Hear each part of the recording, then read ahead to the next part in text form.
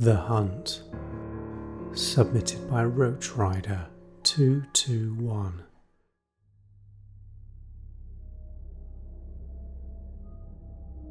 I live in Indiana. There are some really big woods near where I like to go hunting. It's a good place to track down deer and buck, but that's not really what I like to go out looking for. I like to track squirrels. I find the hunt a lot more interesting. They are cunning creatures. They can be on the ground one minute and then up in the tree canopy the next. They're everywhere. It beats hunting a deer that only sticks to the scrub. Screw that, it's too easy. Hunting a squirrel is like chasing after a tiny gymnast. They move like they're in the Matrix. They also put up a good fight. I have a scar that runs down the length of my face. People often assume that it was from a bar fight, but truth be told, it was actually from an alpha squirrel.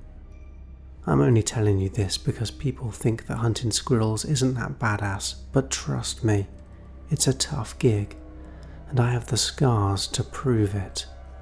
Anyway, I was planning a hunting trip, and this guy from work decided that he wanted to tag along. He was from the city and hadn't spent much time out in the forest, so he was curious about what it was like. We met up at around 5 a.m. It was mid-November and not quite dawn yet, so it was still dark. I was dressed in my normal gear, full camo. He was in skinny jeans and a duffel coat. I didn't really trust him much with one of my rifles, so I gave him my stun gun. It's a great tool to have in your arsenal for close quarter attacks. I didn't expect he would get close enough to a squirrel to use it, but it was just something to make him feel a bit more involved. We headed out into the forest and took my normal route through the trees. I had walked that trail so many times I knew it like the back of my hand. It was a really cold morning and the ground was sparkling with dew. It's an odd time, that moment before sunrise. There's a stillness unlike any other time of the day. A transition period. The nocturnal animals have clocked off and the rest of the forest hasn't quite woken up. It's wonderful. I like to catch critters just as they're having their morning stretch.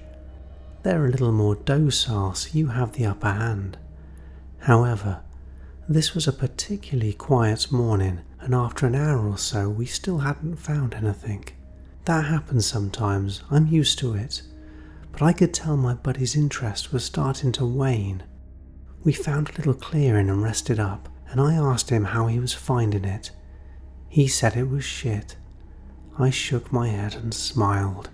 City folk. We agreed to give it another hour and then go and get breakfast. I tried to cheer him up with talk of my famous squirrel meatloaf, but he looked at me like I was crazy. We got back on the trail. Dawn was on its way now, and small shafts of light were breaking through the tree canopy.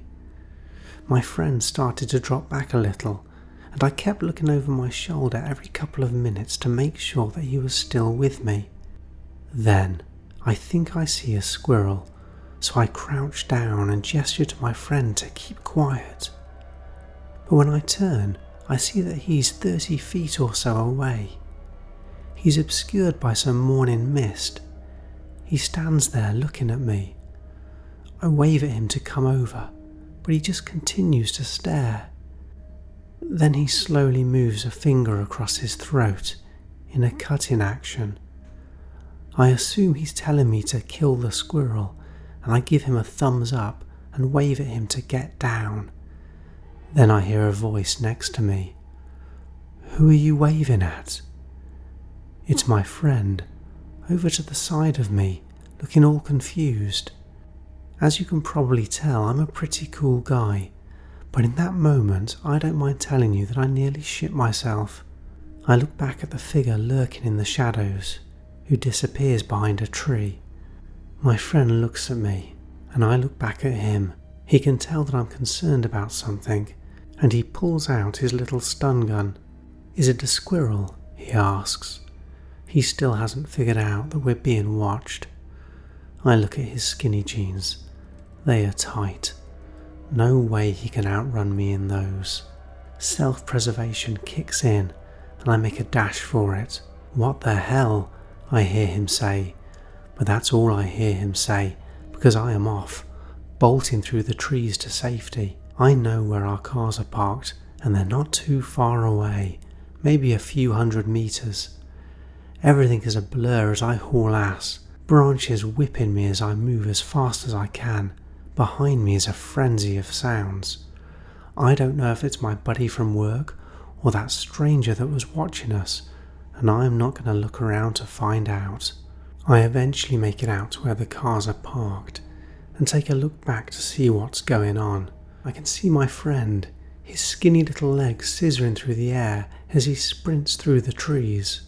He's surprisingly fast, but just as he breaks through the tree line, he trips on some shrubbery, falls onto the stun gun he's holding, and screams as his whole body starts spasming. I peer into the woods to check that it's safe, and it looks like no one is chasing us, so I go over to where my buddy is crumpled on the ground.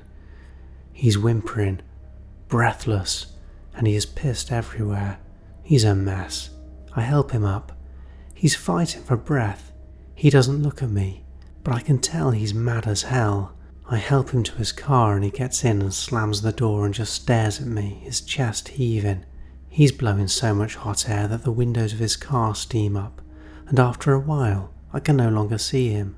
Probably for the best, I think, and I climb into my truck and head home. He didn't talk much to me after that. I think the whole experience shook him up. I think maybe he was overreacting a bit. Having said that, it was an unusual experience. I don't like the idea of being watched by some strange guy in the woods, and I couldn't tell if he was threatening us or not. I don't know for sure, but it was almost as if we were being hunted ourselves. I never returned to those woods. As much as I love me some squirrel, some things, no matter how sweet, just aren't worth the risk.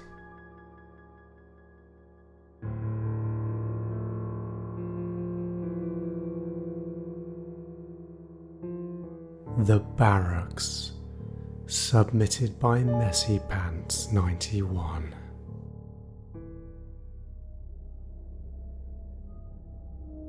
In 9th grade, my class went on a field trip to an activity centre out in Washington State. This place was huge and on a plot of land that used to be an old military base. The bus we were on even had to stop at one of those manned security barriers before we were let on site. I remember how the security guard looked like Tom Selleck, only with a larger handlebar moustache and a bit of a beer belly. He was tipped back in his chair with his legs up, chewing gum and rolling a cigarette one-handed. Honestly, he looked pretty cool to me, like he had life all figured out. This place had loads of stuff to do. Rock climbing, quad biking, kayaking, and even an assault course.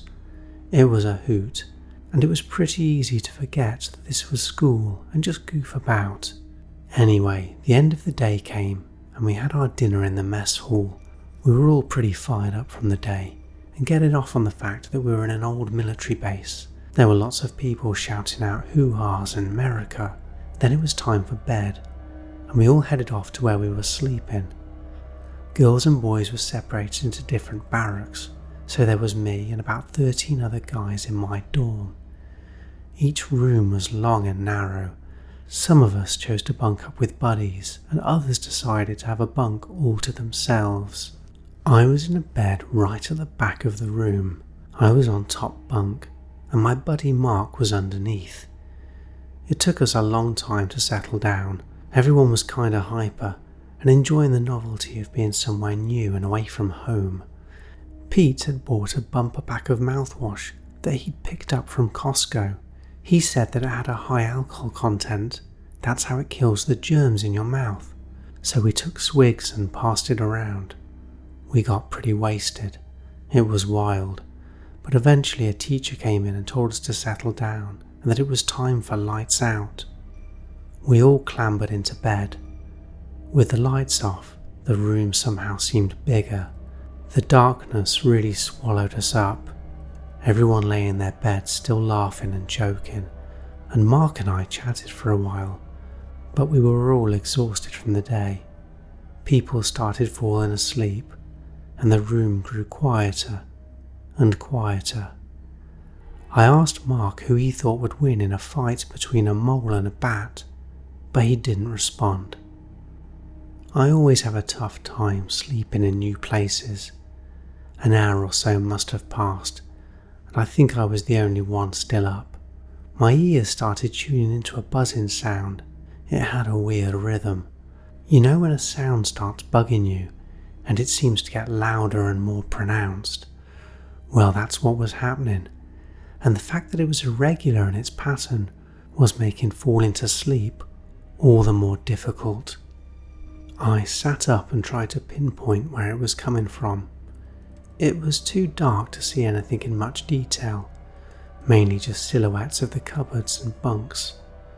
And then I saw some movement over the far side of the room. It looked like someone shuffling about. No big deal, I thought. Probably just one of my classmates going to the bathroom. I lay on my back and waited for the sound of the bathroom door, but nothing came. I sat back up and looked over. At first, it looked as though whoever it was had gone back to bed. But then I saw a figure moving between the bunks. They were going from one side of the room to the other, stopping at beds as if they were watching people sleeping. I was trying to think of who it might be, but figured I'd just wait until they were close enough to see. I'd heard of people sleepwalking and just told myself that's what must be happening. I was more curious than anything. Then that buzzing started again, and oddly enough, it sounded like it was coming from whoever that person slowly moving around was. As they moved more and more in my direction, the person became less obscured by the darkness, and when they were about 2 rows away, I could just about make out their face. My heart stopped. It looked like a woman, not a classmate or a teacher, a complete stranger. I'd never seen them before in my life. This person had long dark hair, pale, almost translucent skin, and a bit of a lurch like they had a bad leg. Don't judge me by this. I don't want you to think that I'm a weirdo, but I also found them to be, strangely, alluring. I can't explain it. I guess I'm just a sucker for brunettes. I've never been that good around girls, and seeing one in our dorm had me squeak in excitement. The woman must have heard me, because she stopped moving. She cocked her head in my direction. Her posture changed. Her legs buckled slightly, and she started to urinate all over my classmate Gary's bag. She maintained eye contact. It seemed like a power move. She finished what she was doing. Her mouth dangled open, almost as if it was dislocated, and that buzzing noise came out even louder than before. How could no one else hear this?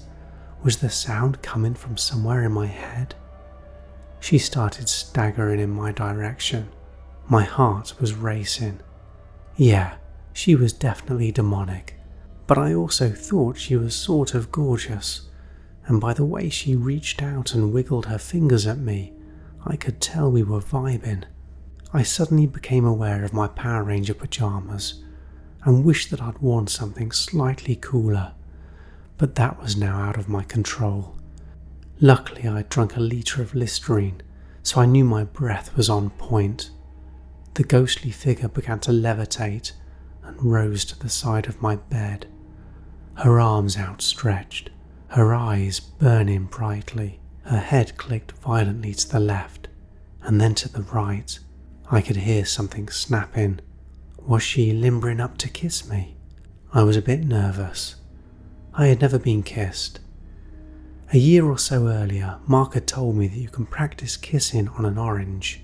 You can start off with the skin, and then progress without the peel and pretend the segments are lips. I'd spent all summer at the fruit bowl, smooching as many oranges as I could get my hands on. God knows I'd put in the hours. Was all of that practice finally going to pay off? The buzzing was even louder now, almost unbearable, and I put my hands over my ears. The ghostly figure stretched out her arms, moved really close, so that her nose was almost touching mine. Her breath smelled like potatoes and eggs. Tendrils of saliva fell from her mouth and over my face. Was this it? Were we kissing? I lifted my head towards hers, but she recoiled, her face twisted in a silent scream, and then she flew backwards into the darkness. The buzzing stopped. I was left sweating, my pulse racing, my breathing ragged. That was incredible, I thought to myself. Absolutely mind-blowing. I didn't sleep that night. After an encounter like that, you can't trust me.